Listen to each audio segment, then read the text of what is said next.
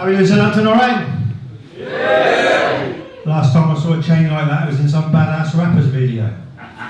You can't see it at the back, but I'm talking about the mayor's chain. I know what you're thinking, you took one look at my shirt, one look at me, and you thought, Milton Jones, just fucking let yourself go a bit. And he's had a haircut. Tell you a little bit about myself, 58, still live at home with my dad. Really need to call the undertaker though, because he's starting to smell a bit. Got a brother, he's got Parkinson's disease. He's not too bad though. All he wants to do is interview famous people. Travelled down from my estate in Berkshire to be with you tonight. And before you think I'm a bit of a posh prick, let me tell you this. There's more likely to be a drive-by shooting on my estate than a pheasant shooting. I was a bit of a tearaway as a teenager. Was sniffing coke at the age of 15. Eventually gave that up though because the ring pulls kept getting caught up my nose. Sort my life out a little bit now. Drive a 20-plate Mercedes. Ooh. That's because I'm a bloody home delivery driver for Asda. Before that I used to be a prison officer. Looking around the room, it's nice to see so many familiar faces. Just a bit worried how many you're going to have to leave when your tags go off. Being a stand-up comedian, I get to gig all over the world, and a few weeks ago I did a gig in Southend, because my career's going really well. When I play a town or city, sometimes I like to Google that town or city, find out some fun facts. Google Southend, fun fact number 1, they've got the longest pier in the whole of the world. If you don't believe me, you can check that out after the gig.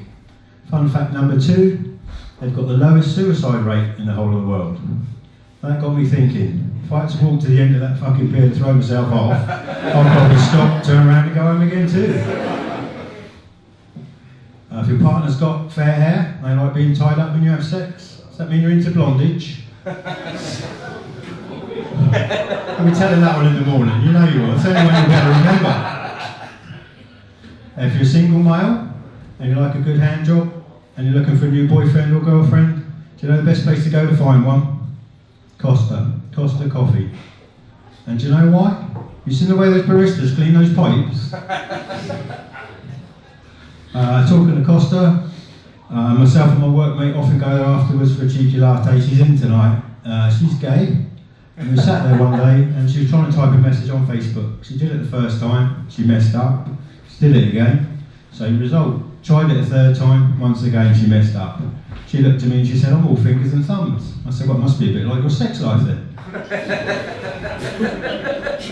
Don't have much luck with women, but I took one out for a date a couple of weeks ago, went to the pub.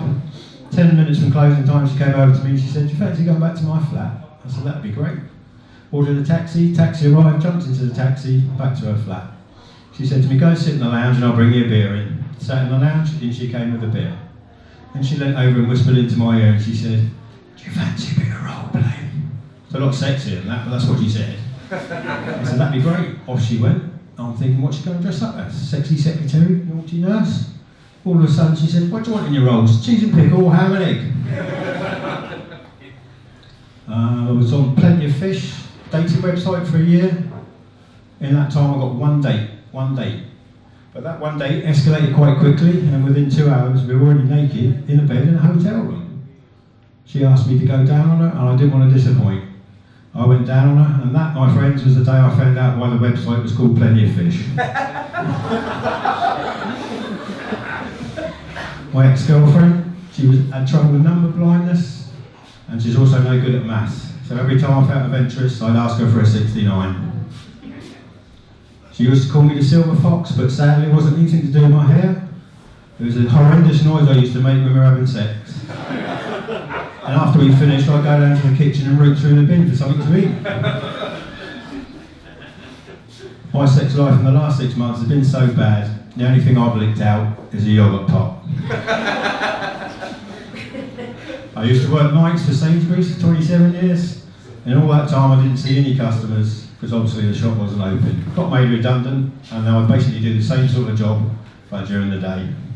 And in that time, I've been in the Priory twice, and I've been section once. Customers are the bane in my life, but they ask me things while I'm at work that are good things for my stand-up set. All these things I'm going to tell you about now are things they've actually asked me for while I've been at work, so strap yourself in. I've been asked if I've got ginger nuts, Tell them to look at my hair, it's predominantly grey, and the chance of an Ed Sheeran tribute act going on in my boxers is most unlikely. Been asked if I got fat balls, and people that know me intimately, if you compare them to the size of my penis, I would be up there making porno movies rather than here telling you jokes. I've also been asked if I got red balls, cheesy balls. I had an old lady come up to me once and asked me if I did dates. That one had a happy ending. Took her to McDonald's and they were married with 2 children.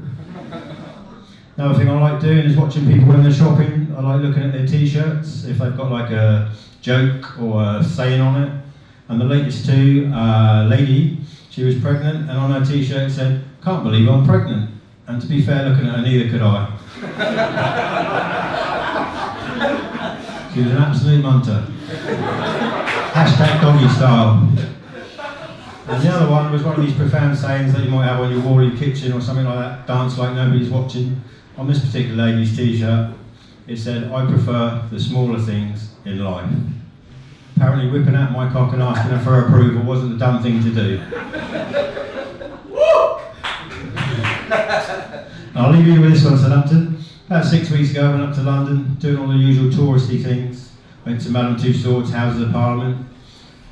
Got hungry, so we decided we'd find out the local Wetherspoons, or Jeremy Kyle Live, as I like to call it. Went inside, found a table, went up to the bar, ordered the food, sat back down. While I was sitting there, noticed that each and every single table in that Wetherspoons had a brass plaque on it.